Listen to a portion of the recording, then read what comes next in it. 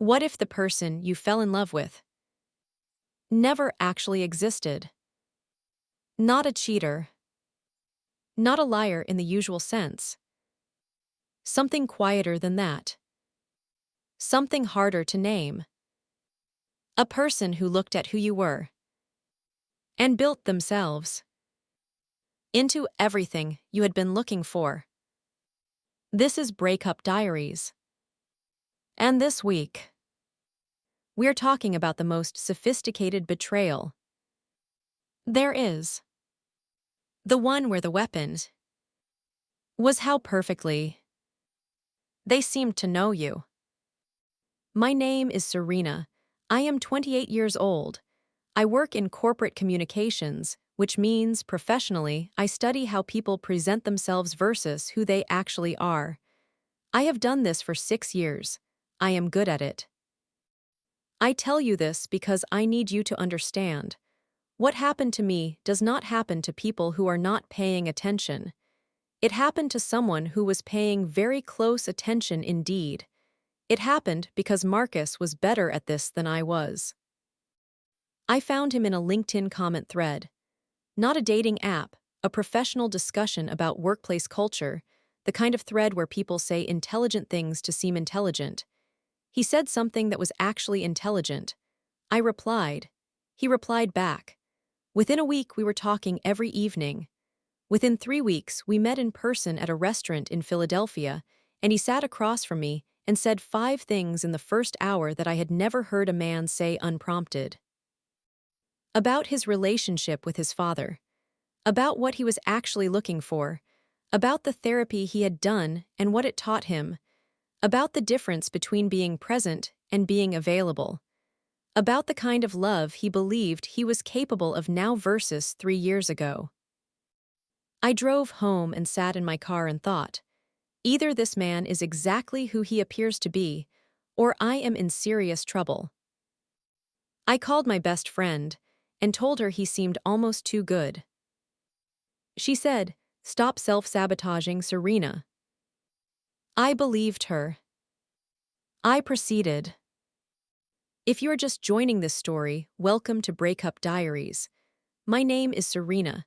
Last chapter I told you about a man named Marcus, about how I met him, how certain I was, and how completely I walked into what came next with my eyes wide open. Today I need to tell you something that took me a long time to say out loud, something that is not about him at all. It is about me. In those 8 months with Marcus, I became the best version of myself I had ever been. I was funnier, more open, more willing to sit with discomfort rather than deflect it. I shared things I had never said aloud to anyone. I read the books he mentioned before our next conversation so I could engage with them properly. I softened opinions I had always held sharply. I practiced a vulnerability I was still genuinely working toward.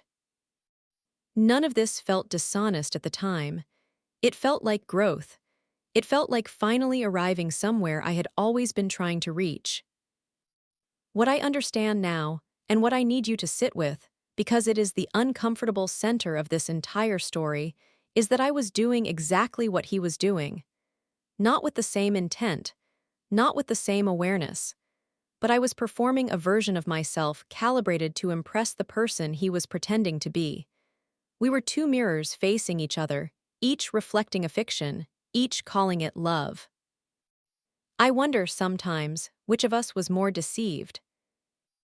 Before we go any further, I need to ask you something. Have you ever adjusted yourself for someone you loved? Read their books, softened your edges, performed an ease you hadn't quite earned yet? Drop your answer in the comments right now, because what I am about to tell you next will only land the way it should if you have been honest with yourself about that first. Subscribe and hit the bell because this story is only getting more complicated from here. And complicated is where the truth lives. Bell. He mentioned a sister at dinner one evening. Casually, warmly, the way you mention someone who has always been part of your story. I smiled and asked about her. He answered fluently, and I filed it away because he had never mentioned a sister. Not once. not in 8 months of conversations that covered everything. That was the first one. Then his childhood city shifted by about 40 miles between two separate conversations, 3 weeks apart. Then a career detail that required him to have been in two places simultaneously. Then his described closeness with his father contradicted. Quietly, something his father said at a dinner I was not supposed to be paying such close attention to. Each one explainable in isolation. Together, they began to form a shape I recognized from work. I had spent 6 years identifying the gap between how people present and who they are. I knew what the shape of a constructed narrative looked like. I had just never had to see it in someone's face across my own dinner table. I started a note on my phone. I told myself it was not an investigation. I called it keeping track. I added to it over 3 weeks without telling anyone, not my best friend, not my therapist, because saying it out loud would have made it real, and I was not ready for it to be real. By the end of week 3, I had 17 entries. 17 things that did not connect cleanly to each other.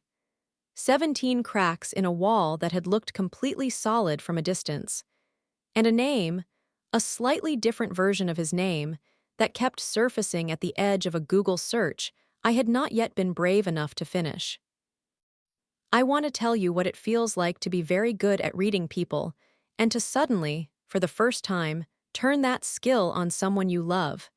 It feels like putting on glasses you did not know you needed and seeing a painting you have been standing too close to for months. The painting does not change. The distance does. And once you have seen what the distance reveals, the brushstrokes, the places where the paint does not quite blend, the parts that were constructed rather than felt, you cannot go back to standing close. You cannot unsee a thing.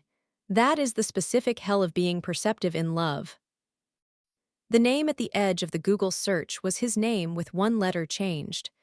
A middle name used as a first.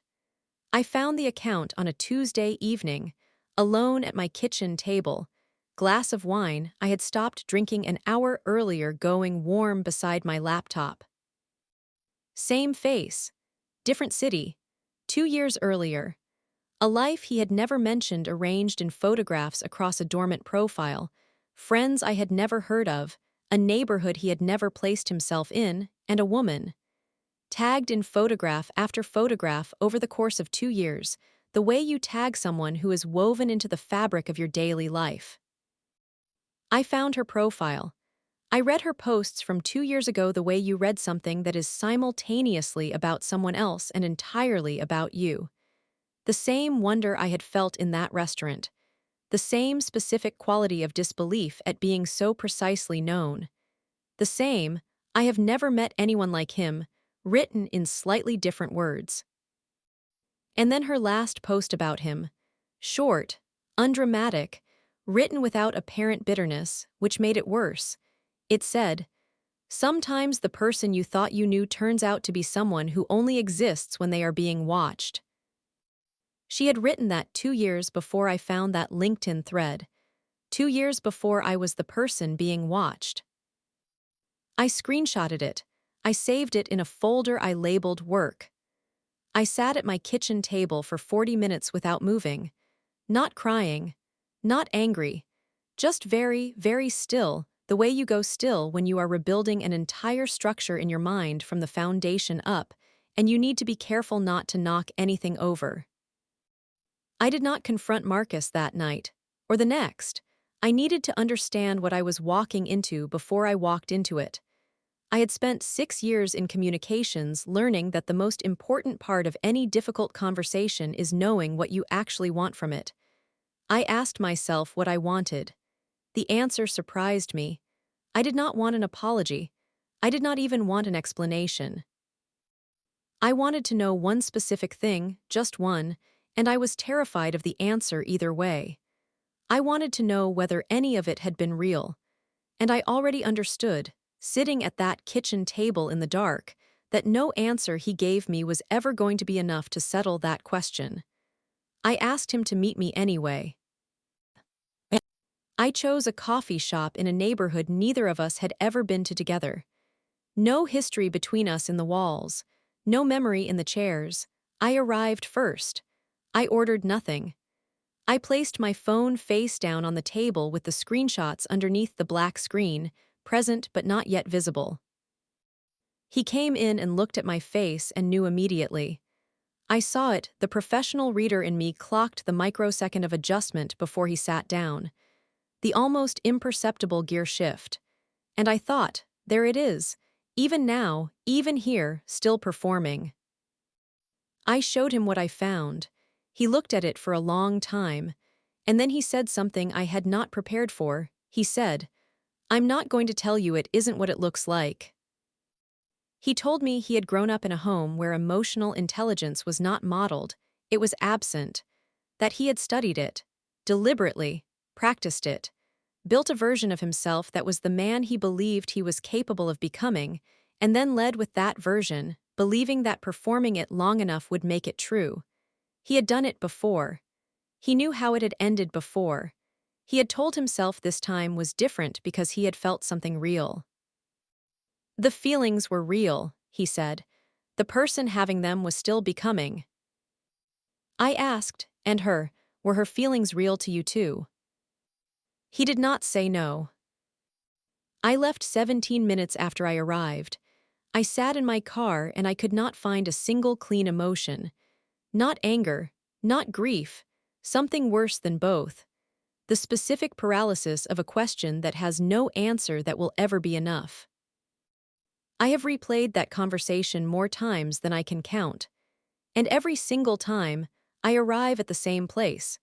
I cannot determine whether what Marcus said to me in that coffee shop was the most honest thing anyone has ever offered me, or the most refined manipulation I have ever been subjected to. I work in communications. I have spent 6 years learning to tell the difference between authenticity and performance. The fact that I still cannot tell, that is not a failure of my intelligence. It is the most accurate measure of how sophisticated he was, and I have had to learn, slowly, imperfectly, to make peace with never knowing. That might be the hardest thing I have ever been asked to do. 3 months after that coffee shop, I messaged the woman from the account. Not for anger, not for answers, because she had already written mine 2 years before I needed them, and I thought she deserved to know she was not alone in it. She replied the same evening.